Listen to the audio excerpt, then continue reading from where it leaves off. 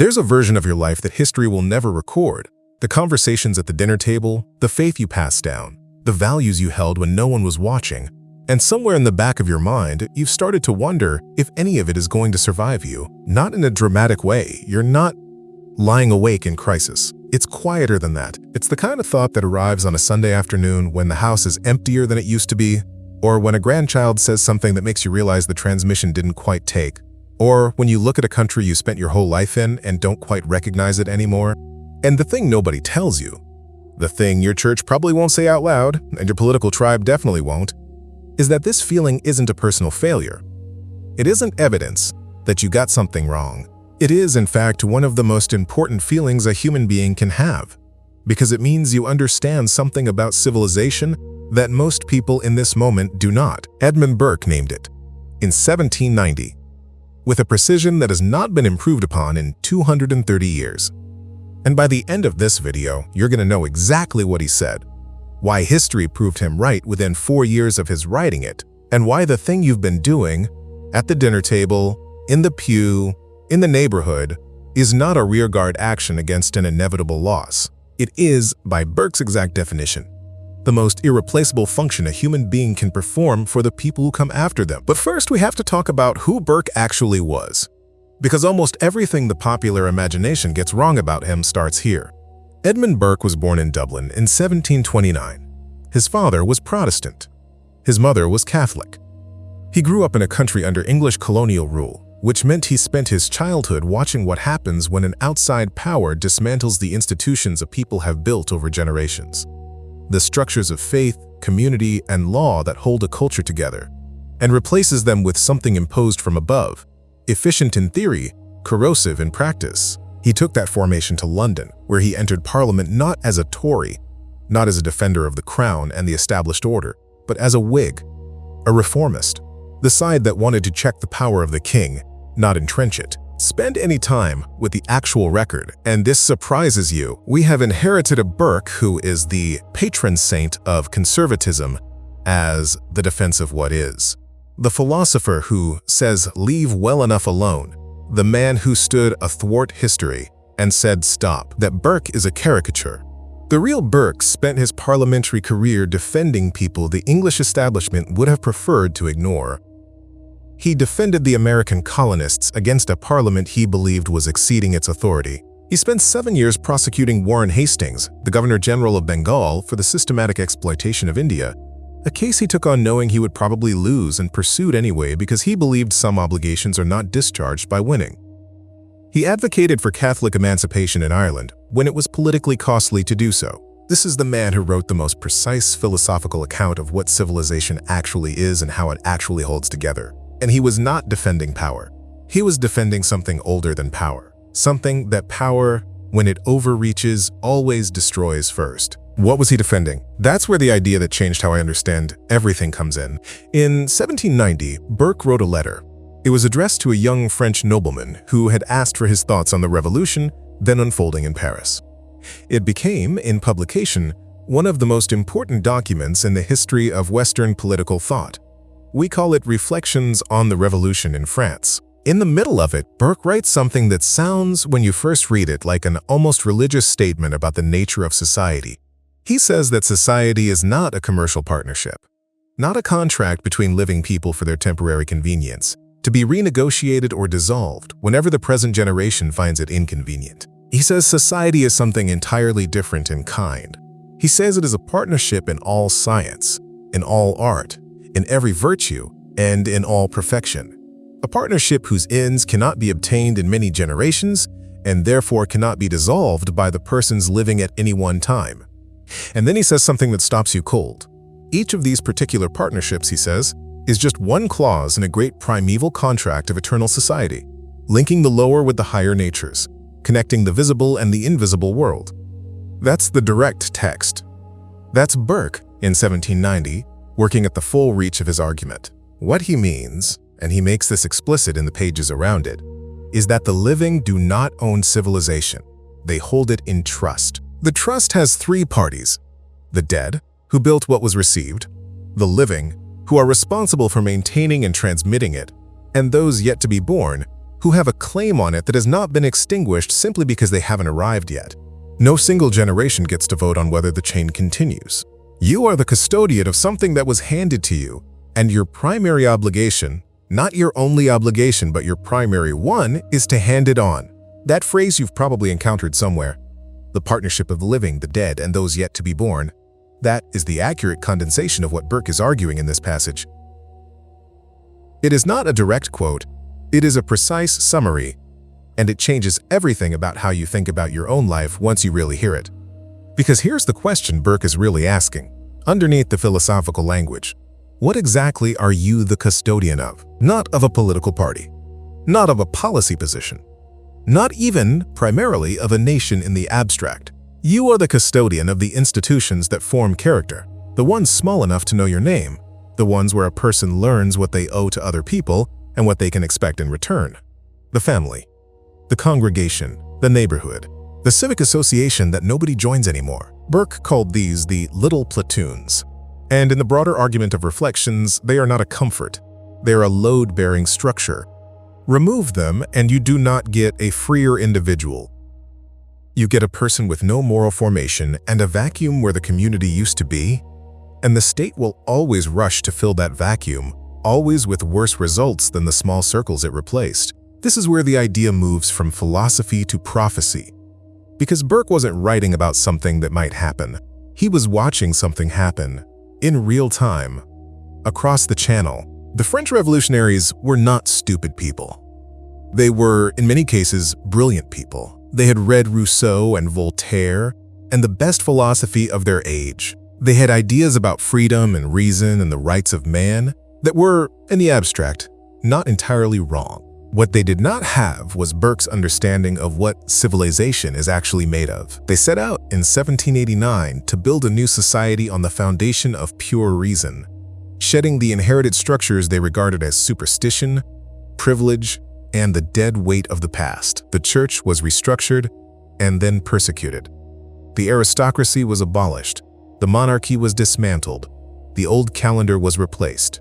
Even the names of the months were changed to sever the connection with the Christian past that the revolution regarded as an obstacle to progress. Burke wrote his reflections in 1790, 1 year into this process, before the worst of what was coming.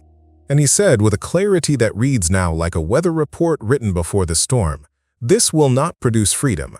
It will produce terror." It was right within 4 years.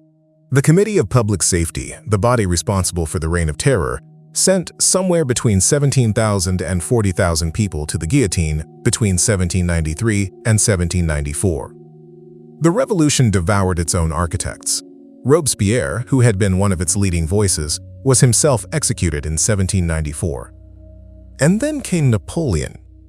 The man who would crown himself emperor in 1804 was the direct political consequence of a revolution that had destroyed every institution capable of checking executive power. When you remove the little platoons, the church, the noble houses, the local legal structures, the civic associations, you don't get free individuals. You get individuals with no intermediary between themselves and the state, and a state that expands to fill the vacuum with breathtaking speed. Burke saw it coming. Not because he was a prophet in the mystical sense, because he had done what his opponents had refused to do. He had taken seriously what civilization is actually made of, rather than what the theorists wished it were made of. Now here is where I want to be precise about something, because this is where the argument has to be honest. Burke never said the inherited institutions were perfect. He never argued that they should be preserved because they were old. His argument was more demanding than that. He argued that the wisdom encoded in institutions that had survived the test of time almost certainly exceeded what any single generation could reconstruct from first principles. Humility, not inertia. That distinction matters, because the question you may be asking right now is the right one. Does this mean nothing should ever change? And the answer is no. Burke himself was a reformer. He believed change was sometimes necessary, but that it should be organic, tested, and connected to what came before, not severed from it. The French Revolution was not organic change, it was amputation.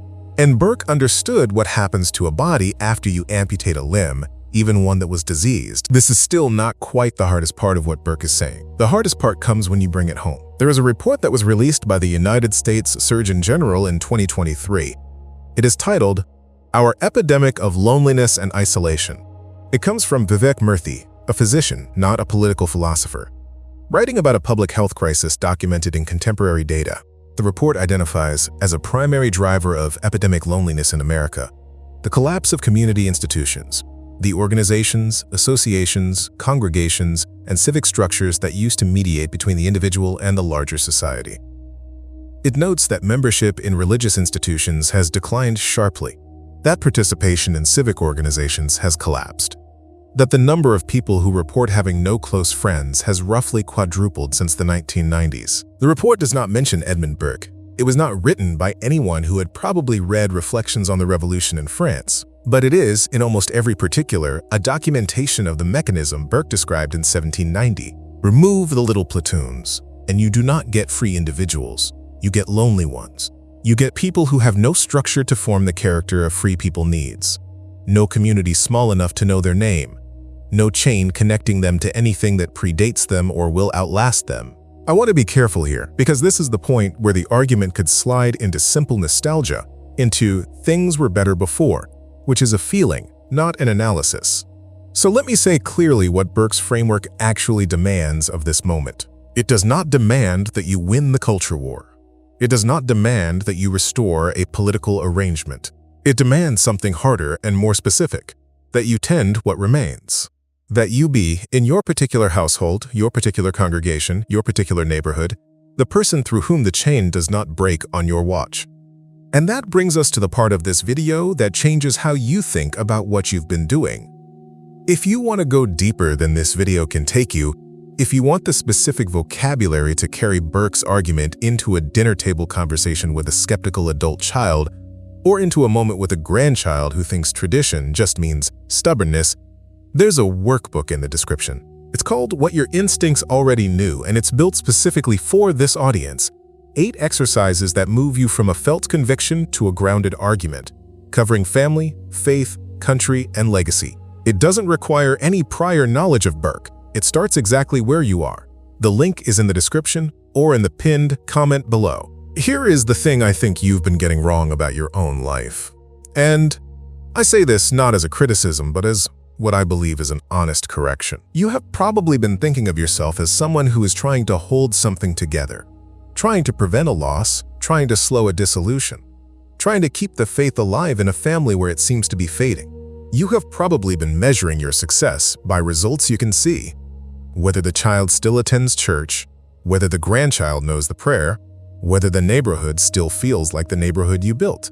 Burke's framework does not let you off the hook for results, but it does something important to the way you think about what the results mean. The French Revolution did not prove Burke wrong because France eventually rebuilt its institutions, parts of them, imperfectly, over the course of more than a century. The church returned. Some forms of civic association returned. The repair took far longer than the rupture. It always does. And the France that came out the other side was not the France that went in. Some of what was severed could not be reconnected. But here is what that historical record actually shows, underneath the obvious tragedy.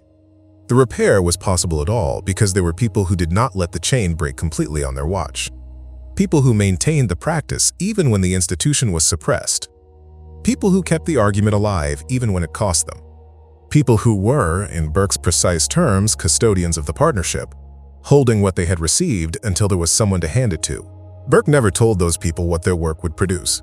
He didn't know. He died in 1797, 2 years before Napoleon took power, without knowing how the story ended. He made his argument and lost most of the arguments he made it in. His prosecution of Hastings failed. His warnings about France were mocked by the very people he addressed them to. Charles James Fox, his closest political ally for years, broke with him publicly over Reflections and never repaired the friendship. And yet the argument outlasted every verdict, every friendship, every political result of his own lifetime. That is what it means to be the present generation in Burke's partnership. You are not the beginning of the chain, and you will not be the end of it. You are one link. Your job is not to be the link that saves everything. Your job is to be the link that holds. The dinner table is a political institution. The Sunday morning is a transmission mechanism. The conversation where you tell your grandchild why you believe what you believe, even knowing they may not accept it, even knowing you won't see where it lands, That conversation is not a failure waiting to happen. It is the specific function Burke identified as the one thing civilization cannot survive losing. It is the one thing no state has ever successfully manufactured. It is the immune system of a free people, and it lives in exactly the places that seem smallest and most personal and most easily dismissed. You have been performing this function.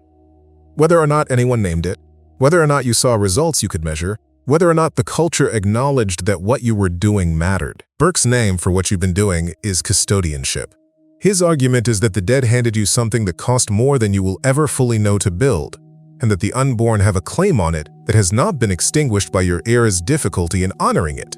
And his evidence, the terror, the vacuum, the loneliness epidemic, documented 230 years later by a Surgeon General who never read Reflections, is not the evidence of a sentiment.